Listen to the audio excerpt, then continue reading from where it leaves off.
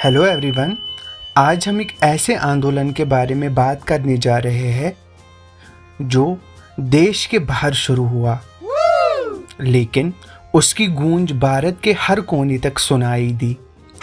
ये था गद्दर मूवमेंट, और ये मूवमेंट उन लोगों का था जो अपने वतन से दूर थे, लेकिन उनका दिल सिर्फ भारत की आज़ादी के लिए धड़कता था। लेकिन लेक्चर स्टार्ट करने से पहले चलिए एक क्विक ग्लांस लेते हैं। कुछ इम्पॉर्टेंट पॉइंटर्स देखेंगे जिनके अंडर आज का लेक्चर हम डिस्कस करने जा रहे हैं, जिनके ज़रिए आपको ये मूवमेंट अच्छी तरह समझ में आएगा। ये स्लाइड एक तरह का रोड मैप है जो हमारे आज के डिस्कशन के लिए बहुत ज़रूरी है। तो चलिए शुरू करते हैं। आज के लेक्चर में हम देखने वाले हैं causes of the Ghadar movement. Background के तौर पे आप इसको ले सकते हो। Role of Lala Hardayal, Ghadar newspaper, Komagata Maru incident, world war first Ghadar revolt plan, impact of Ghadar movement. – 1904 के आसपास बहुत सारे इंडियंस नॉर्थ अमेरिका माइग्रेट कर रहे थे, खासकर वैनकूवर कनाडा में। माइग्रेट करने वाले लोगों में ज़्यादातर लोग पंजाब रीजन के थे। खासकर इनमें काफ़ी सारे लोग ब्रिटिश ईस्ट इंडिया कंपनी के एक्स सोल्जर्स थे जो एज सोल्जर्स अलग अलग देशों में विजिट कर चुके थे, और बेहतर ज़िंदगी के लिए अब उन्हें कनाडा एक अच्छा डेस्टिनेशन लग रहा था। लेकिन कनाडा पहुंचने पर उन्हें रेशियल डिस्क्रिमिनेशन का सामना करना पड़ा। उनको महसूस होने लगा कि शायद रेशियल डिस्क्रिमिनेशन उनके साथ इसलिए हो रहा है क्योंकि वो एक आज़ाद कंट्री को बिलोंग नहीं करते। ऐसे ही दो लोग थे, तारकनाथ दास और जेडी कुमार। इन दोनों ने कनाडा में रहते हुए भारत को आज़ाद कराने की मुहिम शुरू कर दी। तारकनाथ ने अपना इंग्लिश जर्नल पब्लिश करना शुरू कर दिया और जीडी कुमार ने फ्री हिंदुस्तान जर्नल स्टार्ट किया। दूसरे इंडियन लोग भी जो कनाडा में रहते थे वो भी रेशियल डिस्क्रिमिनेशन को झेल रहे थे। वो इन दोनों जर्नल्स को पढ़ते थे और इनसे काफ़ी प्रभावित होते थे। देखते ही देखते इंडियन नेशनलिस्ट्स की एक तरह की पॉलिटिकल एक्टिविटी कनाडा में शुरू हो गई। बट 1910 में कनाडा गवर्नमेंट थोड़ी सतर्क हुई और जीडी कुमार और तारकनाथ दास जो है दोनों को कनाडा से बाहर निकाल दिया गया। अब आप यहाँ पर देखो मैप में, ये जो ब्लू लाइन है वो है कनाडा और यूएसए के बीच का बॉर्डर। वैनकूवर बिल्कुल यूएसए और कनाडा के बॉर्डर पे है। तो जब इन दोनों को वैनकूवर से निकाला गया तो ये वैनकूवर से चल के यूएसए के सियाटल में आके बस गए। तो बेसिकली ये दोनों कैनेडियन बॉर्डर क्रॉस करके अमेरिका आ गए। इससे ये हुआ कि अब जो सियाटल है वो रेवोल्यूशनरी एक्टिविटीज का नया डोमेन बन गया। इसके अलावा 1911 में एक इम्पॉर्टेंट इवेंट ये हुआ कि लाला हरदयाल भी अमेरिका में आ गए। लाला हरदयाल वैसे तो अमेरिका की स्टैनफोर्ड यूनिवर्सिटी में लेक्चरर थे, लेकिन उनका मेन मिशन था इंडिया से अंग्रेज़ों को भगाना।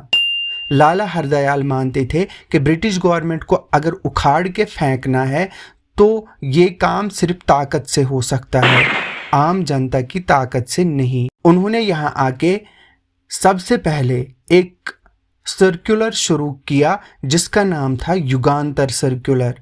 इसमें उन्होंने 1912 में जो राजबिहारी बोस ने लॉर्ड हार्डिंग के काफिले पर जो बॉम्ब अटैक किया था उसके बारे में लोगों को डिटेल में बताया और काफ़ी तारीफ की। बेसिकली ये जो अटैक हुआ था इसके मास्टरमाइंड थे राजबिहारी बोस। और ये बॉम्ब अटैक उन्होंने लॉर्ड हार्डिंग के काफिले पर तब किया जब ब्रिटिश इंडिया की कैपिटल को बंगाल से शिफ्ट करके दिल्ली बनाया जा रहा था। लाला हरदयाल राजबिहारी बोस की इस डेयरिंग एक्टिविटी को काफ़ी सम्मान के साथ देखते थे।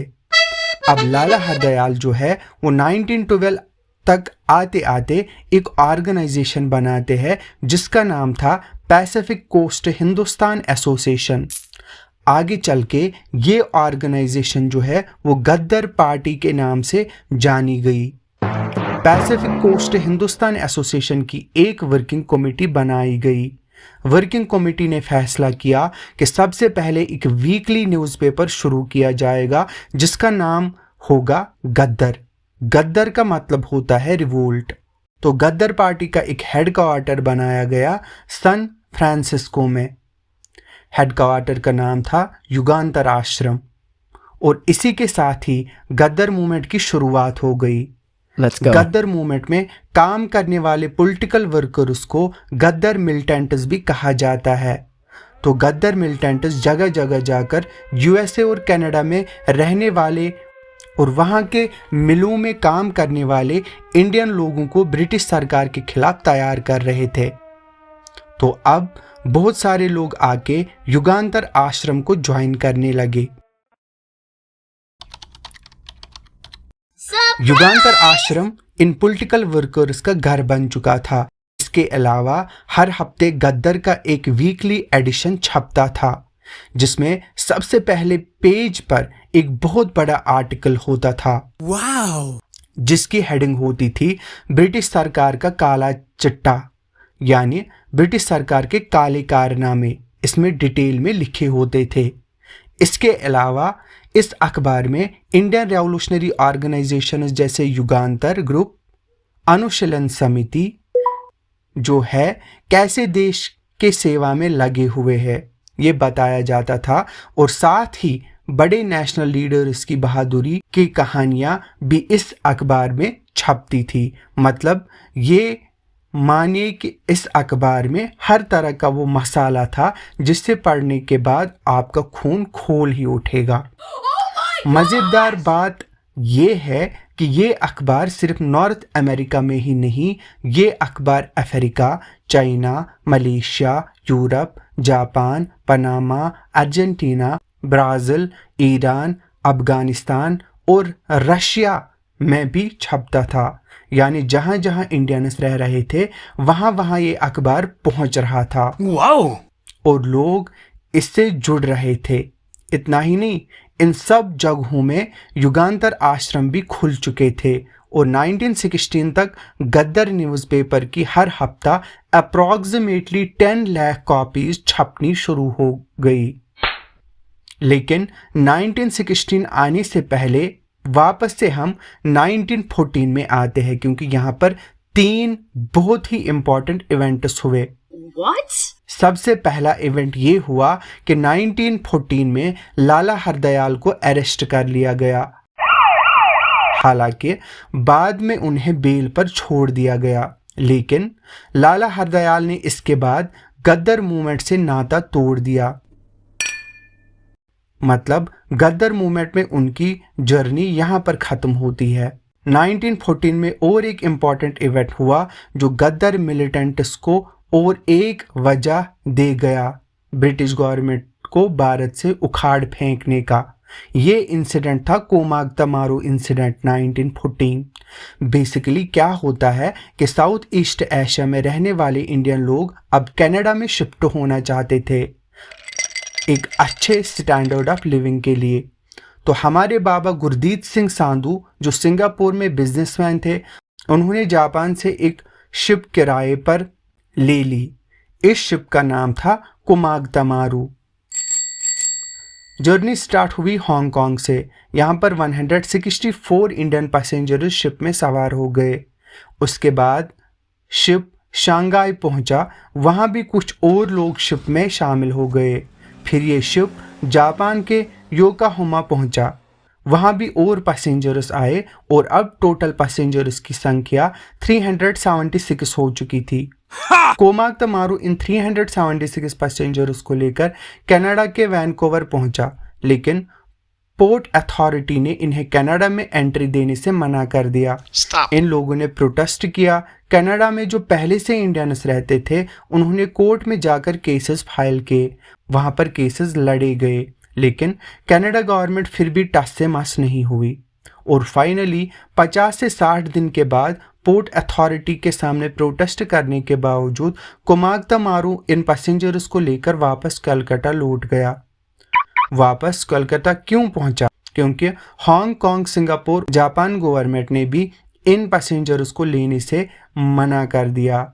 बात ये थी कि इन पैसेंजर्स पर अब रेवोल्यूशनरी होने का ठप्पा लग चुका था।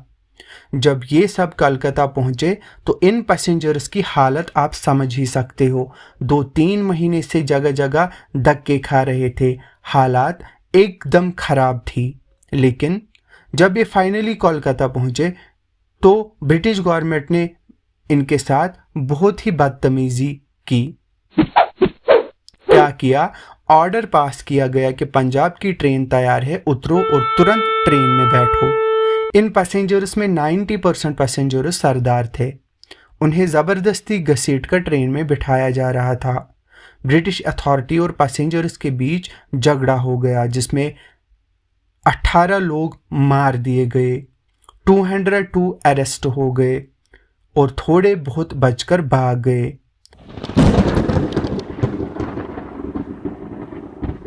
1914 में फर्स्ट वर्ल्ड वार भी शुरू हो गया। तो गद्दाराइट्स ने सोचा कि British government first world war में बिजी होगी। ये बढ़िया अपॉर्चुनिटी है ब्रिटिश गवर्नमेंट को मज़ा चखाने की। तो गद्दाराइट्स इंडिया में एक बड़ा रिवोल्ट करने के लिए आते हैं। यहाँ आकर सबसे पहले उन्होंने रासबिहारी बोस को गद्दार मूवमेंट के लीडर बनने के लिए कहा। रासबिहारी बोस को तो पहले से ही खतरों से खेलने की आदत थी, तो उन्होंने लीडरशिप एक्सेप्ट कर ली। इसके बाद गद्दार मिलिटेंट्स ब्रिटिश आर्मी में काम करने वाले इंडियन सोल्जर्स से मिलकर ब्रिटिशर्स के खिलाफ एक बड़ी म्यूटिनी प्लान करने की तैयारी शुरू कर देते हैं। बट ब्रिटिश सीआईडी को इसकी खबर लग जाती है और इसके बाद एक गद्दार मूवमेंट के सभी लीडर्स को जेल में डाल दिया जाता है और कुछ को फांसी भी दी जाती है। रासबिहारी बोस इंडियन छोड़कर जापान चले जाते हैं और वहां पर पता चलता है कि उन्होंने शादी भी कर ली थी। इसके बाद गद्दार मूवमेंट में लीडर्स बचे ही नहीं और इस तरह 1916 आते आते ब्रिटिश गवर्नमेंट ने गद्दार मूवमेंट को पूरी तरह से कुचल दिया, पूरी तरह से क्रश कर दिया। तो गद्दार मूवमेंट जो है यहीं पे क्रश होती है। अब हम देखते हैं गद्दार मूवमेंट्स के पॉजिटिव्स और नेगेटिव्स। गद्दार मूवमेंट जो है एक जज्बा था, एक रेबेलियन था, एक आवाज़ थी जो विदेश से उठी थी हिंदुस्तान की आज़ादी के लिए। लेकिन अगर हम इसको इवैल्यूएट करेंगे तो इसका असर मिक्सड रहा। कुछ अचीवमेंट्स थी, कुछ लिमिटेशंस थी।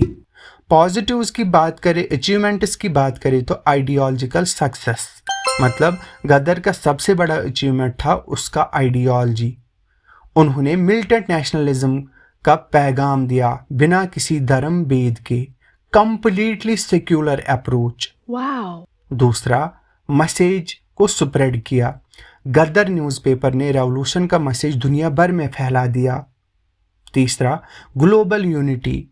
मूवमेंट ने पहली बार विदेश में रहने वाले इंडियंस को पॉलिटिकली यूनाइट किया। चौथा, इंस्पायरेशन। भगत सिंह जैसे लीडर्स ने करतार सिंह सारबाह से प्रेरणा ली, जो गद्दार के एक बहुत बड़े लीडर थे। अब अगर हम नेगेटिव्स की बात करें तो ऑर्गेनाइजेशनल वीकनेस थी। मूवमेंट में सस्टेन्ड और स्ट्रॉन्ग लीडरशिप नहीं थी। प्लानिंग, स्ट्रक्चर और कोऑर्डिनेशन वीक था। Under estimation. रेवोल्यूशन के लिए जितनी तैयारी चाहिए होती है, ऑर्गेनाइजेशनल, आइडियोलॉजिकल, फाइनेंशियल, टैक्टिकल, वो सब अंडर एस्टिमेट कर लिया गया। लाला हरदयाल की लिमिटेशन। लाला हरदयाल ब्रिलियंट थिंकर तो थे, लेकिन शायद ऑर्गेनाइजर के रूप में इफेक्टिव नहीं थे। मूवमेंट को एक लॉन्ग टर्म डायरेक्शन नहीं मिल पाई। British crackdown. गद्दारी और इंफॉर्मेशन लीक ने मूवमेंट को डिस्ट्रॉय कर दिया और ब्रिटिश सरकार ने ब्रूटल रिप्रेशन किया, फांसी, जेल और काला पानी की सजा दी। तो गद्दार मूवमेंट तुरंत आज़ादी तो नहीं ला सका, लेकिन उसने एक नया थॉट प्रोसेस डेवलप किया, मिलिटेंट नेशनलिज्म का, सेक्युलर यूनिटी का। कभी कभी हर जीत बैटलफील्ड में नहीं होती, कुछ जीत आइडियाज़ के ज़रिए होती है और गदर मूवमेंट ने आइडियाज़ जीते। ये मूवमेंट एक आइडियोलॉजिकल फाउंडेशन था जिसका असर बाद के सालों में क्लियरली दिखाई दिया। तो आज के लेक्चर में इतना ही। Thanks, good luck.